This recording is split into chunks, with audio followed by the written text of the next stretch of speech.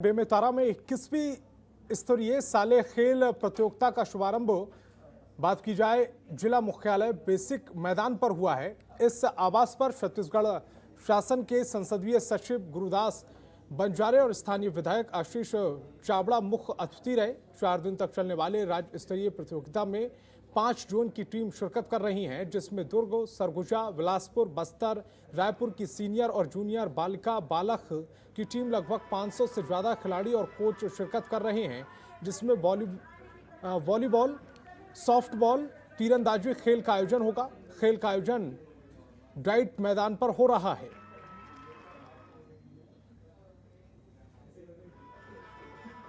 जी, अभी मैंने कहा ही सबसे अपील किया है कि जो भी शासन के दिशा निर्देश हैं उनका पालन करें। अभी कोरोना गया नहीं है, थमा जरूर है, लेकिन उसके लिए शासन प्रयास करे और आगे भी करे। और बेमेतरा में ट्रांसफर लगाने के नाम पर ठेकेदार ने किसानों से रिश्वत की मांग कर दी, जिसके बाद किसान अपनी समस्या की गुहार कलेक्ट्रेट लगाने पहुंचे। पूरा मामला नवागढ़ ब्लॉक के ग्राम बोरतरा का है, जहां पीड़ित किसान कौशल साहू ने अपने खेत पर ट्रांसफार्मर लगाने के लिए बिजली विभाग में आवेदन किया था। वहीं ठेकेदार राम मंडली ने किसानों से 10,000 की मांग की और बोला कि पैसा दोगे तभी ट्रांसफार्मर लगाया जाएगा। पीड़ित किसान कौशल साहू ने 6,000 ठेकेदार को नकद दिए, जिसके बावजूद राम मंडावी ठेकेदार ने बार बार किसान को 4,000 और देने की मांग कर रहा, जिससे परेशान होकर किसान कौशल साहू ने कलेक्ट्रेट से उसकी शिकायत कर दी और इंसाफ की गुहार लगाई है। सर वो जो है नवागढ़ के ठेकेदार हैं, वो उसका नाम जो है राम मंडावी है वो, और हम लोग को जो है 10,000 का डिमांड किए थे सर। वो इसमें हम लोग 6,000 दे चुके हैं और उसके बाद फिर ट्रांसफार्मर लेकर के आए और उसके बाद कुछ दिनों के बाद वो जो है फिट नहीं कर रहे थे ट्रांसफार्मर को। फिर हम लोग और 2-3 बार उसके पास गए, चर्चा किए, तो बोल रहे थे आपका 4,000 पैसा बचा है, उसको आप रिटर्न मतलब दोगे तब हम आपका काम करेंगे, ऐसे करके बोले। और अब शब्द गाली गलौज भी किए वो। मरवाही में सेमर दर्जी के सरकारी स्कूल का गैर जिम्मेदाराना रवैया सामने आया है। स्कूल के बच्चों को मिड डे मील खाने के बाद खुद अपने बर्तन धोने पड़ रहे हैं। बर्तन धोने के लिए बच्चों को अपनी जान जोखिम में डालकर गहरे तालाब में उतरना पड़ रहा है। इतना ही नहीं, बच्चों के पास के एक दुकानदार ने बड़ी बाल्टी में पानी भरकर पहुंचाने का भी काम करवाया जा रहा है। इस पूरे मामले में जब स्कूल प्रबंधन से सवाल पूछा गया तो उन्होंने हैंडपंप खराब होने का बहाना बना दिया और मामले पर पर्दा डालने की कोशिश की। हैंडपंप है सर पास में, यहाँ का बोर लेट से निकलता है पानी सर। जी नहीं सर, 1-2 दिन से है सर, नहीं तो ऐसा नहीं है, यहीं से अपना धो लेते थे बर्तन। बच्चे भी यहाँ पे देखेंगे। बच्चे सर अपना स्वयं की थाली है सर, इनका जो खाते हैं वो अपना खुद धो लेते हैं। और सुकमा से सटे राज्य ओडिशा में पुलिस और नक्सलियों के बीच हुई मुठभेड़ हो गई, जिसमें सुरक्षा बलों ने नक्सलियों के दांत खट्टे कर दिए। आपको बता दें कि पुलिस को सूचना मिली थी कि मलकानगिरी मथली थाने के करीब कुछ नक्सली देखे गए हैं, जिसके बाद पुलिस और जवानों की एक टीम मौके पर पहुंची और आधे घंटे तक चली इस मुठभेड़ में नक्सलियों की गोलीबारी का मुंहतोड़ जवाब दिया, जिससे डटकर नक्सली अपने हथियार छोड़कर भाग गए। इस दौरान पुलिस ने सर्च ऑपरेशन भी चलाया, जिसमें जिंदा कारतूस के साथ कई हथियार भी बरामद किए गए हैं।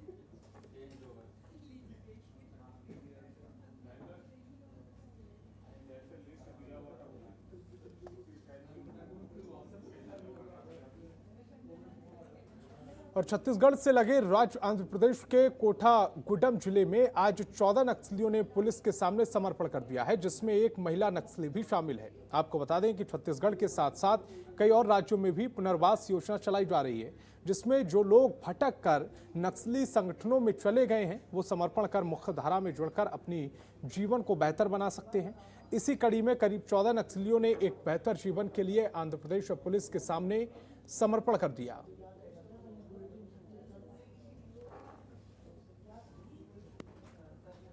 छत्तीसगढ़ के नक्सल प्रभावित दंतेवाड़ा जिले में 1 लाख के इनामी नक्सली समेत 3 नक्सलवादियों ने सुरक्षा बलों के सामने आत्मसमर्पण कर दिया है। दंतेवाड़ा जिले के पुलिस अधिकारियों ने बताया कि जिले में चलाए जा रहे घर वापसी अभियान से प्रभावित होकर पंचायत कमेटी अध्यक्ष ध्रुवा तेलाम, जनमिलिशिया सदस्य कोसा उर्फ कच्ची और कोसा मडियामी ने करंदुल थाने में आत्मसमर्पण किया है। अब तक 116 इनामी नक्सली साहिब 450 नक्सली ने समर्पण किया है। ये सभी कई सालों से बड़ी घटनाओं में शामिल होकर अंजाम दिया जा रहा था।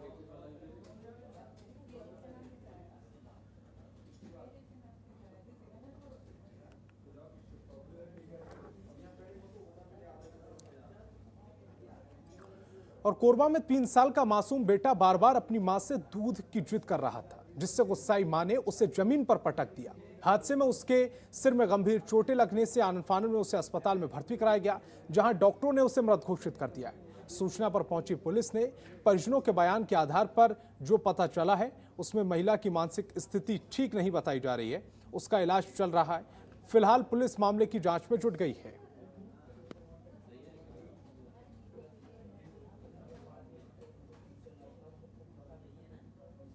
लगभग 12 बजे हमको बालको अस्पताल से एक अस्पताली मेमो प्राप्त हुआ, जिसमें एक 3.5 साल के बच्चे के ब्रॉड डेड लाया जाना और उसके काफ़ी हेड इंजरी होना उल्लेख किया गया उसमें।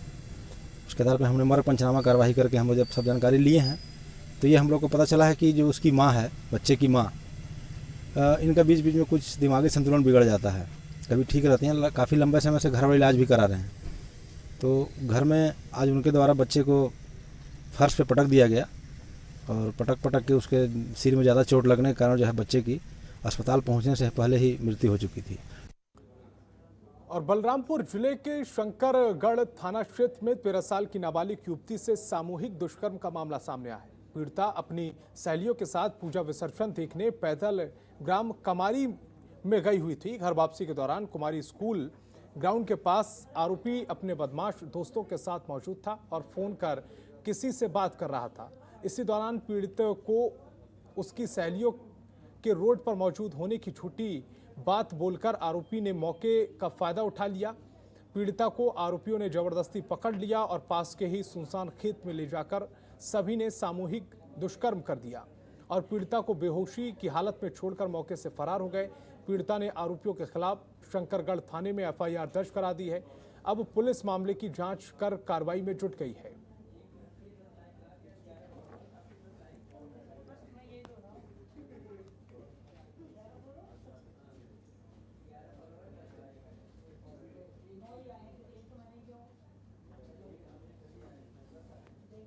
थाना शंकरगढ़ में पिछले दिनों सूचना आई थी कि सेवारी गांव की एक बालिका के साथ में गणेश विसर्जन के समय कुछ लड़कों के द्वारा जो है उसके साथ बलात्कार किया गया था। इस पे पुलिस अधीक्षक महोदय के निर्देश पे तत्काल एफआईआर किया गया और टीम बना करके पुलिस अधीक्षक डीके सिंह के नेतृत्व में थाना प्रभारी शंकरगढ़ अमित गुप्ता और थाना प्रभारी राजपुर अखिलेश सिंह के टीम जो है लगातार क्षेत्र में आरोपियों की पतासाजी में लगी थी और आरोपियों की पतासाजी करके उनको गिरफ्तार किया गया है। तो छत्तीसगढ़ के राजनांदगांव जिले के मोहला ब्लॉक मुख्यालय से महज 15 किलोमीटर की दूरी पर हाथियों का दल देखा गया है।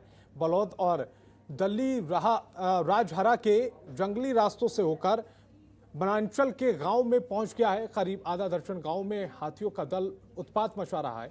हाथियों को झुंड कई घरों में तोड़फोड़ कर चुका है और केला, मक्का और नारियल सहित खेतों में लगे कई बड़े पेड़ों को उखाड़कर किसानों की फसल को नुकसान पहुंचा रहा है। खेतों से होकर हाथियों का दल गांव में वापस पहुंच रहा है। इसको लेकर ग्रामीणों में दहशत बढ़ गई है।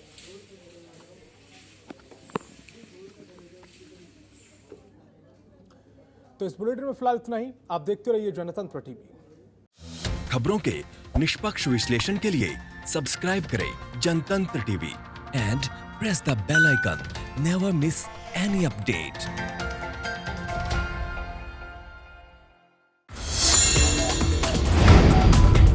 Download the Janatantra TV app, available on Google Play and App Store.